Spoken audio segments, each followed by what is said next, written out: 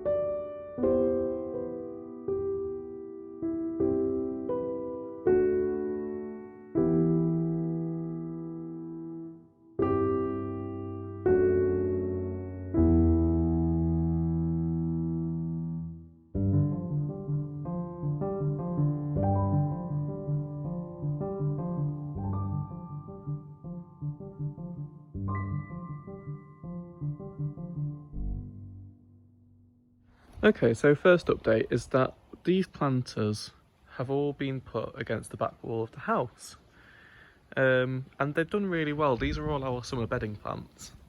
It's now the end of September and they are still doing well. They're obviously done a lot of deadheading, a lot of them have gone, but they are still bringing some lovely colour to the back of the house. This is gorgeous, all the green with the blue and pink. Still got some nice yellow ones. And this one's just exploded. Absolutely gorgeous. And this urn, or churn, is my favourite pot. I bought this from Home Bargains years ago and I think it looks so pretty, especially this lobelia. But the reason they've been moved there is because they were originally between the planters that you can see around the edge of the garden, and this is where we've planted a lot of the new shrubs. So the first one, and my favourite, is this hydrangea. We got these, my parents got these from the garden centre, and already it's just covering some bricks up, so it's starting to soften the edge and it'll just grow into a lovely bush, and it's a mixture of the bluey tones and the pinky tones, and I really love it. I wanted a hydrangea the whole time that we've been doing the garden.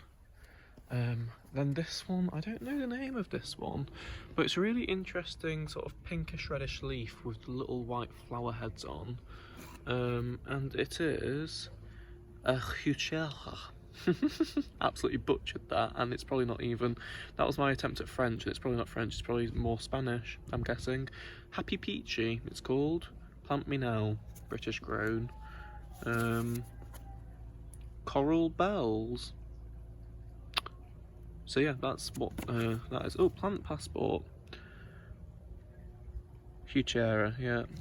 Anyway, so that's what that is, if you have any idea. That's what it looks like. It's very pretty. And then next up is another Huchera by the looks of the leaf. Yeah, and this one is Indian Summer, it's called. So I assume that will get some flowers like the other one. Then we have an astilbe. which I know because I love these, and it's already started flowering. They look like little bursts of colour that come out. It looked more like the top bit here when we first got it. Let me focus on that. There you go, that's before the flowers come out, and then that's what it looks like. So these are all quite small, and they won't get too big because we don't want to cover the back up. We want to leave it all so that it doesn't get blocked out. But we just wanted to add some more in. So there's another Astilbe here as well on the other side of the planter, next to the water feature, which has very interesting coloured water at the moment. Can you see the bluey hue to it? That's because it's got some special cleaner in to get rid of the algae. So it needs properly cleaning out, but it kills the algae off so that it doesn't come back when we clean it out again. And then on the end here we have this very sorry looking plant that we don't know if it's going to make it or not. It was more or less a freebie from the garden centre, and it's a campanula punctata x sarastro. Some very interesting names. Anyway, it's a bellflower, and if it does survive, it will be very pretty. So that one is a sort of, we'll see. But look at our herb patch. So we've got thyme here, sage all across there. This is lemon balm, rosemary, marjoram, lavender, more marjoram, more rosemary. And we've got a patio plant here, and here, and here, and here, and it's all just growing into each other and looks absolutely gorgeous, and it's exactly what we wanted. It's what we were aiming for, and we wanted the hole that's in the back of the water feature where you fill it up with water to be covered, and it more or less has been, which is great. The Japanese maple, or Acer as it's more commonly known, has done fantastically well. This spent the majority of its life in a pot. We've had it about 5 years. It's been planted less than 3 months and it's thrived, it's thickened out, it's sturdy. It looks like that might grow into a trail because the Acers often do, and that will be lovely if it does. We'll just have to relocate the marjoram.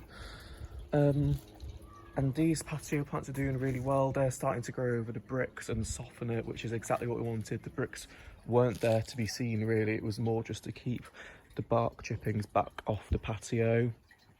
So that's brilliant, that's exactly what we wanted. And then here, if you've seen my day in the life vlog, you see me plant the allium bulbs. We've finally got some canes, so we've managed to put the solar lights back where they belong. So the allium bulbs are in here, and hopefully they will do well. Then back here we've got another shrub, which is a berberis, if that will focus.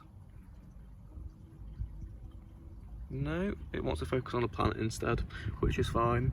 It's got a lovely pinky hue to it. It's a pink and green. I'll go reddish as well. Come on, focus. That's it. Berberis. Do it against the fence. That's better.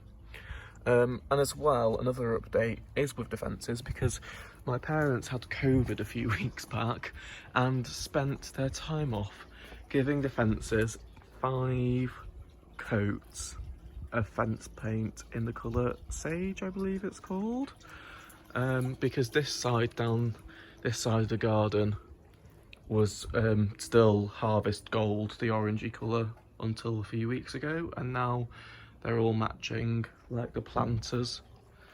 And speaking of the planters, next year these will be relocated. Basically, the reason they've been here this year is because we couldn't afford to put in as many plants as we wanted to, and so they just brought a lot of colour to the borders. So next year the plan is for them to go probably against that fence, and against the back wall of the house, or against the outbuilding, and then we will just get more little shrubs, a couple for where each plant to go, to fill these out, just as and when it's affordable. But yeah, everything else in the garden is doing really well. It's all thickening out. There's nothing that's growing too rapidly, but that's probably a good thing. This we've had to cut down because it grew so tall. It grew to about up here, and we've had to cut that down because it helps it to thicken out rather than just grow tall and spindly. the rowan tree, this was, what's the term? I do know it. Anyway, it was cut back very severely in the spring, and it has thickened up beautifully and is starting to grow back again. The name just won't come to me. Pollarded, it was pollarded. And then finally, for this part of the garden, we have got bird feeders and these lovely brackets for them, which are from a shop called the Yorkshire Trading Company, which if you're not in Yorkshire you won't have. But we've got these bird feeders. So there's one there, and then another one here. This one's for the smaller birds because only they can fit through this mesh. And so they look very pretty against the back fence, and Buddha is doing very well down here. The only other update really is that the final hinges have been put on the door, as well as the latch. That's been affixed, so that looks a lot nicer now. That's all finished up, it just needs some sanding down. So plans for going forward. This year, all that my parents want to do is just get the shed waterproof. My dad doesn't want to paint it, so he's just brought a spray-on, not even varnish, but just like sealant that will protect it from the elements now that the wood's had time to dry out. So that's what they want to do to the outside, and that's about it really, until next year, at which point the summer house part of the outbuilding will be insulated in these gaps. It'll be full of insulation. It will be clad on the inside with the same panelling, but probably thinner stuff. This stuff was quite expensive because we got thicker so that it would last for longer, but obviously the inside isn't open to the elements, so it doesn't need to be. So the walls and ceiling will both be insulated and clad in the shiplap tongue and groove. These lights will be coming down. These were a temporary measure for this summer. And they will go around the edge of the summer house, they will not go to waste. And we'll have a proper pendant light in the middle coming down in the ceiling, and maybe a couple of spotlights as well. Dad wants to seal the floor in as well, so it'll need a good clean. These tables, all the furniture you see is temporary. These tables were given to us by my cousin because she's just moved house and didn't want them. And we've got the rattan furniture that we've had for a good few years now, but isn't the best quality. And then out here, we've got the dining set, which again is okay, it's served as well, but it's not the best quality. And so also next year, we'll be getting a nice garden furniture set to go in here. So probably a nice sofa for the back wall and a couple of chairs, similar to this, but just better quality, with some nice cushions. And we'll also be getting a nice dining set to go here, just nicer than what we've got at the moment. And then we also want to get just a little cast iron 2 or 4 seater to go on this here, so you can sit on an evening, because there is the sun at the moment and the sun moves round to the west, and so it comes down and hits this back corner in the evening. This is it's 20 to 3 in the afternoon at the moment, and so give it another couple of hours and the sun will be on here. But yeah, this is how it's looking, and we're really, really pleased with it because we did not think we would be making this much progress this year. So I hope that you enjoyed seeing that. The other thing to note is that obviously there will be doors put on the summer house, and this patio here will be done in the same flags as we have done up there. And my dad has purposely left it so that he can lay the flags directly on top of the old patio, and it will be at exactly the same level as the grass, so there won't be a step up anymore, which is great. But that's a massive cost because Indian stone is about £20 a square metre. As far as, is it 20? Yeah, £20 a square metre. Yes, it is. I thought I was chatting rubbish then, but that's true. £20 a square metre, and that's if you get the uncalibrated stuff, which is varies in thickness and isn't great to lay because it's much more difficult to get it level. If you want calibrated stuff, it's getting towards £25 a square metre, and there's about 40 square meters to do, I believe, something like that. So quite a lot of money. But yeah, that's what is left to do for next year. Thank you very much for watching. I hope you enjoyed the updates. It's so nice to have a usable garden with really nice plants to look at. To be able to just sit outside and look at it, it's so peaceful and lovely, and it's attracted so much more wildlife to our garden, so many more birds. The canopy is actually, I never really had given much consideration to it, but the canopy is the best thing we've done.